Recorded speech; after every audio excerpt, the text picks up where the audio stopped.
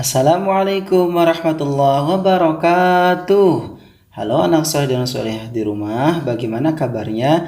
Semoga semuanya selalu ada dalam keadaan sehat walafiat. Amin ya Allah ya rabbal alamin. Bertemu lagi dengan Ustadz Rukman. Hari ini kita akan belajar mata pelajaran PAI atau Pendidikan Agama Islam. Namun sebelum kita mulai kepada pembelajaran, mari kita berdoa terlebih dahulu. Bismillahirrahmanirrahim. Rabbi zidni ilman warzuqni fahman walhamdulillahi rabbil alamin. Anak soleh dan solihah, pada kali ini kita akan belajar bab 9 PAI, yaitu ada di halaman 69 tentang memahami doa sebelum dan sesudah wudhu. Anak-anak suka wudhu tidak? Ya, kalau kita mau melaksanakan suatu ibadah seperti sholat, mau ngaji, mau memegang Al-Quran, maka kita harus mempunyai wudhu. Kenapa? Karena wudhu itu artinya kita menyucikan diri dari kotoran atau dari najis.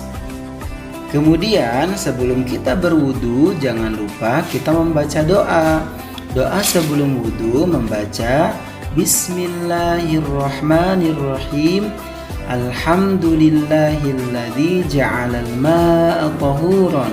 Kemudian apabila sudah selesai berwudu, kita membaca doa Bismillahirrahmanirrahim. Asyhadu an la ilaha illallah wahdahu la syarikalah wa asyhadu anna Muhammadan abduhu wa rasuluh. Allahumma ij'alni minat tawwabin waj'alni minal mutatahhirin waj'alni min ibadikas salihin walhamdulillahi rabbil alamin. Anak soleh dan solihah, kita sebagai seorang muslim harus terbiasa berwudu. Wudu berarti menyucikan diri dari hadas dengan air membasuh anggota tubuh sebelum melaksanakan sholat. Orang Islam harus bisa berwudu karena berwudu wajib dilaksanakan setiap hendak melaksanakan sholat.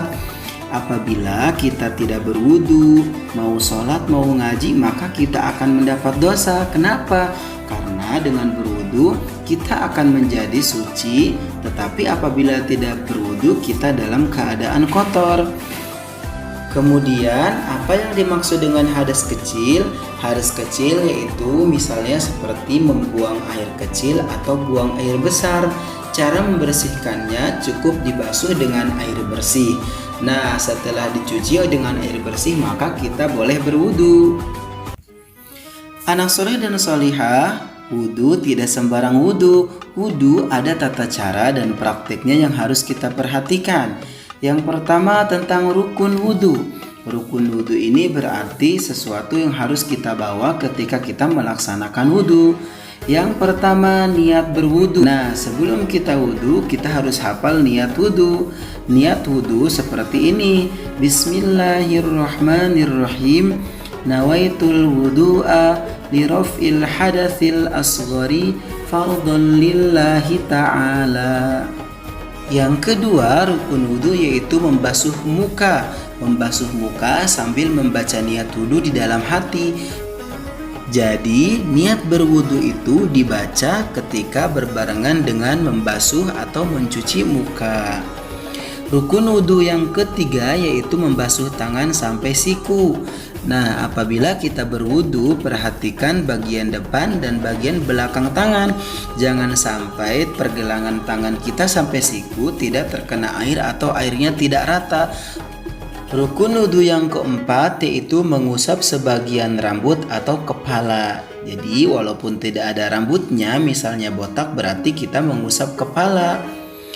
Yang kelima, rukun wudu yaitu mencuci kedua kaki sampai mata kaki. Nah, apabila kita berwudu yang memakai sendal ataupun sepatu, dibuka dulu alas kakinya ya. Kemudian dicuci kakinya, diangkat kakinya dengan dibantu dengan kedua tangan. Usahakan air sampai masuk ke sela-sela jari sampai ke mata kaki. Kalau sudah rata dari ujung kuku sampai mata kaki, maka sudah selesai. Mencuci kaki dan mencuci tangan diawali dari yang sebelah kanan, kemudian baru sebelah kiri. Rukun wudhu yang keenam yaitu tertib. Apa itu tertib? Tertib artinya berurutan. Berurutan berarti kita tidak boleh mendahulukan sesuatu yang disimpan di belakang. Misalnya kita mencuci kaki dulu, baru mencuci wajah, setelah wajah mencuci telinga. Nah, itu tidak berurutan. Maka kalau kita berwudu harus berurutan. Anak soleh dan solehah, itu tadi tentang tata cara berwudu. Nanti kita lanjutkan minggu depan tentang sunnah-sunnah wudu dan batalnya wudu. Nah, sekarang sebelum Ustadz tutup pelajaran PAI hari ini, Ustadz tugaskan anak-anak menghafal niat berwudu beserta artinya. Kemudian rekam melalui voice note dan kirimkan ke WA Ustadz Rukman. Sekian pembelajaran PAI hari ini. Jangan lupa jaga kesehatan selalu. Wassalamualaikum warahmatullahi wabarakatuh.